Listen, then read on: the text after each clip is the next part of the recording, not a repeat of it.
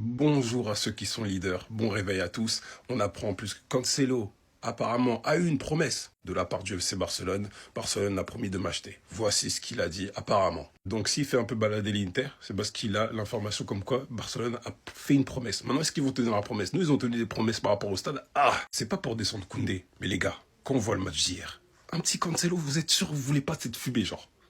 Même pas. Même pas MP, même pas Mbit, même pas un. L'action qui commençait par Baldé, vous êtes sûr que vous voulez pas cette fumée? Cette fumée qui avait commencé par Baldé, Petit Pont. Cancelo, Petit Pont. Là, Yamal, Petit Pont, vous voulez pas goûter à ça? Vous êtes des menteurs.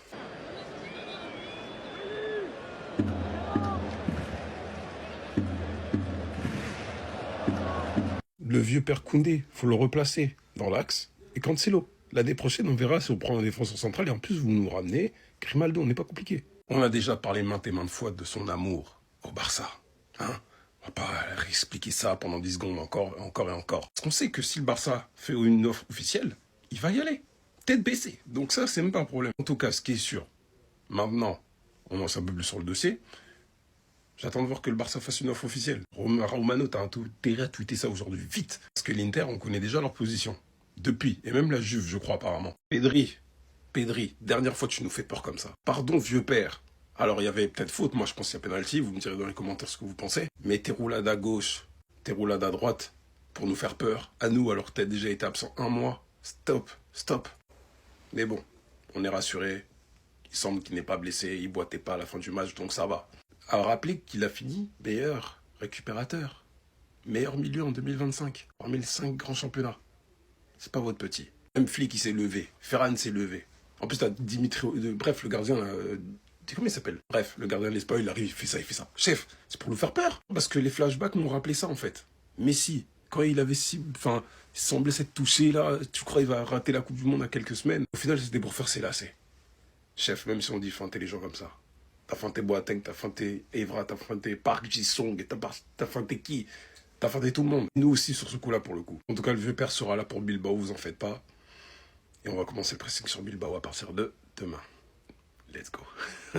Il y aura une bataille pour signer Cancelo entre l'Inter qui pousse pour l'avoir à cause de l'absence de Dumfries et Cancelo qui veut du Barça. Mais le Barça qui réfléchit à si c'est une bonne option ou pas. Attendez, bougez pas, je vous explique. Cancelo est clair, Fabrizio a tweeté, Cancelo veut revenir au Barça, le club doit maintenant décider. Cancelo rêve de revenir au Barça, les gars, et c'est normal. On l'a vu ces dernières années, on a vu sa communication, ses stories, il a tout le temps des maillots, il regarde les matchs du Barça. Durant la Coupe du Monde des clubs, il dit I love Barça, qu'il aime tout le monde, blablabla. D'après une source, mais il n'y a rien de sûr, le Barça lui aurait promis de l'acheter. Il est certain qu'il ira à Barcelone. Fabrizio a dit ce matin, il existe des contacts constants entre Laporta et Mendes au sujet de l'accord Cancelo. Il s'agirait d'un prêt, le Barça prenant en charge une partie de son salaire. L'Inter est également disposé à conclure un accord avec Al Hilal, où ils peuvent envoyer De Vrij et Acerbi si je me trompe pas. Maintenant du côté de l'Inter, ça dit que Dumfries sera absent pendant au moins 2 mois. Et nous discutons d'un accord pour Cancelo. Nous devrons trouver une solution pour le poste de latéral droit, Dumfries étant absent. Et le truc, c'est que Cancelo rêve du Barça, donc sa priorité, c'est le Barça. Maintenant, si c'est mort, il ira à l'Inter. Enfin bref, vous les gars, vous en pensez quoi? Ramenez-vous sur cette impatience, on s'ennuie. Beaucoup diront que voilà, le Real joue mieux sans Mbappé, c'est Mbappé le problème, mais pour moi, c'est même pas ça et c'est ce qu'on dit depuis longtemps. Mbappé doit tout simplement jouer sur le côté gauche à la place de Vinicius. Et Madrid doit jouer avec un vrai neuf qui se comporte comme un neuf, qui fait des appels de neuf et qui du coup crée de l'espace pour les joueurs autour de lui et donne des solutions pour ses ailiers. Quand tu regardes Rodrigo qui reprend de plus en plus confiance sur ses 4 dernières titularisations, double passeur aujourd'hui face au Betis, passeur face à Séville, buteur face à Alaves, buteur face à City. Mbappé, j'ai plus besoin de vous le présenter, statistiquement c'est ce qui se fait de mieux en Europe avec Kane et Haaland. Et Gonzalo Garcia, quand tu lui donnes du temps de jeu, sachant que c'est leur seul véritable numéro 9, il met des triplés, il faut voir la qualité des triplés. De l'autre côté, t'as Vinicius qui a enchaîné 15 matchs sans inscrire un seul but avec le Real. Pour moi, le problème, il est juste ici. Vinicius, c'est malheureux, malgré tout ce qu'il a apporté au Real, n'arrive pas à retrouver son niveau. Mbappé, on sait tous qu'à gauche, il va être meilleur qu'en neuf. La solution est juste là. Mais bon, on sait tous très bien que c'est plus profond au Real. Le coach n'a pas les pleins pouvoirs et que Pérez protégera sûrement Vinicius. En tout cas, c'est une affaire à suivre. Sinon, vous les gars, vous en pensez quoi? Ramenez-vous sur Snap, on s'ennuie. Tu t'attends à quoi? Quand Madrid joue avec un vrai neuf, voilà ce que ça donne. Voilà ce que ça donne. Un joueur qui a été l'un des meilleurs buteurs de la Coupe du Monde des clubs, qui t'a réalisé ses performances. Aujourd'hui titulaire face au Betis au Bernabeu, son premier but en Liga et il en inscrit pas un. Il fait un triplé. Et il faut voir la qualité des buts. premier but de la tête sur coup de pied arrêté. Son deuxième but, c'est juste n'importe quoi, contrôle poitrine, reprise. Le gardien peut absolument rien faire. Il faut surtout voir ses déplacements sur son dernier but. Juste comment il la reprend, c'est n'importe quoi. Il a juste un instinct de tueur. Triplé. Le seul truc qui me réconforte, les gars, c'est que peu importe le nombre de buts qu'il met, le boss, il est là. C'est lui le numéro 9 du Real. Donc là, Xabi Alonso va avoir un problème plus gros à gérer. Car son 9 ne se comporte pas comme un 9 et bride les joueurs autour de lui. Et son vrai 9 n'a tout simplement pas le statut pour être le 9 titulaire du Real devant Mbappé. Alors qu'il fait les courses pour les autres, il défend, il presse et il a tout simplement des déplacements de 9. Ce qui peut aider ses ailiers, comme Rodrigo, qui trouvait facilement Gonzalo, et Vinicius, même s'il enchaîne les matchs sans marquer. En tout cas, ça s'annonce très intéressant avec Rodrigo qui est encore une fois décisif. Double passeur, Gonzalo qui triple mais qui joue uniquement parce que Mbappé est blessé. Et Vinicius qui enchaîne les matchs sans marquer. Enfin bref, sinon vous les gars, vous en pensez quoi? Ramenez-vous sur Snap sans nuit.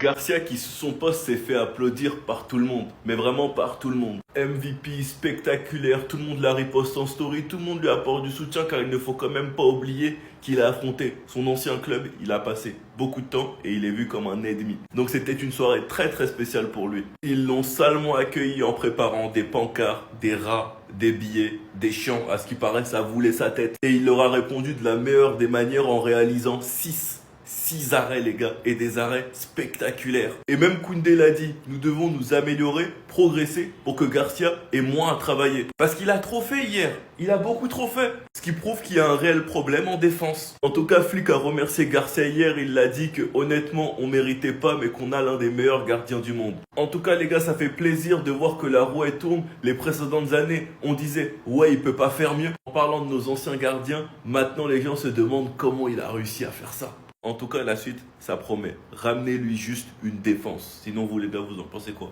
Ramenez-vous sur Snap sans nuit. Attendez. Pourquoi est-ce que lui aussi, ils l'ont pas envoyé en prêt comme Hendrix? Hein? Dans un club, je sais pas moi, en PL, en Liga, genre fallait l'envoyer. Parce que maintenant, en restant à Madrid, je sens qu'il va réussir à prendre une dynamique que je ne voulais pas du tout. Vraiment, je voulais pas. Pour ceux qui s'en rappellent, pendant la Coupe du Monde des clubs cet été avec le Real Madrid, il avait impressionné absolument tout le monde. Moi, le premier, en tant que Barcelonais, je voyais ses perfs et je me disais que justement, il avait quelque chose en plus que les autres. Limite, je me disais que pour un neuf qui sort de la Castilla, lui, pour le coup, c'est vraiment pas mal. Et ce soir, pour le premier match de l'année avec le Real Madrid dans l'absence de Kylian Mbappé, Xabi Alonso l'a mis titulaire et il a inscrit un triplé. Et croyez-moi, c'est pas du hasard. Le premier but, c'est vraiment un but de numéro 9. Suite à un coup franc, il a repris de la tête et il est venu la placer et le gardien n'a rien pu faire. Le deuxième but, carrément, ça lui fait une passe, il la contrôle poitrine, ensuite il met une reprise de volée. Et le troisième but, les gars... Que dire en fait? Sur un décalage, il a terminé l'action avec une magnifique talonnade. Hormis son triplé ce soir, on a clairement vu la différence entre lui qui est un vrai neuf et bref, vous savez qui. Et encore une fois, je le répète, c'est pas du hasard. Bref, en tout cas, la première étoile de l'année, pour le coup, elle a vraiment un goût amer. Et vraiment, pour moi qui suis barcelonais, c'est un match à oublier. Les amis, ça continue de spéculer sur un retour de Cancelo au FC Barcelone. Je vous donne toutes les informations. Let's go! Donc déjà, selon le très fiable Fabrizio Romano, Joao Cancelo veut revenir au Barça. Le club doit maintenant décider. Toujours selon Fabrizio Romano, il existe des contacts constants entre Juan Laporta et Jorge Mendes au sujet de l'accord Joao Cancelo. Il s'agirait d'un prêt. Le Barça prenant en charge une partie de son salaire. L'Inter est également disposé à conclure un accord avec Al Hilal. Cependant, selon Sport, Cancelo est fou de revenir à Barcelone. Mais le problème pour le club est économique. Il gagne actuellement 15 millions d'euros net, un salaire qu'il devrait fortement réduire pour venir au Barça. Et selon un autre journaliste espagnol, Joao Cancelo a dit à l'Inter Milan, Barcelone a promis de m'acheter. Si le Barça n'avait pas été dans la course, il aurait déjà accepté de venir à l'Inter. Le Portugais est certain d'aller à Barcelone. On verra si cela se concrétise. Donc les gars, apparemment, il veut vraiment rejoindre le FC Barcelone. S'il a déjà dit ça à l'Inter, ça veut dire qu'il veut vraiment rejoindre le Barça. On n'attend plus que la concrétisation.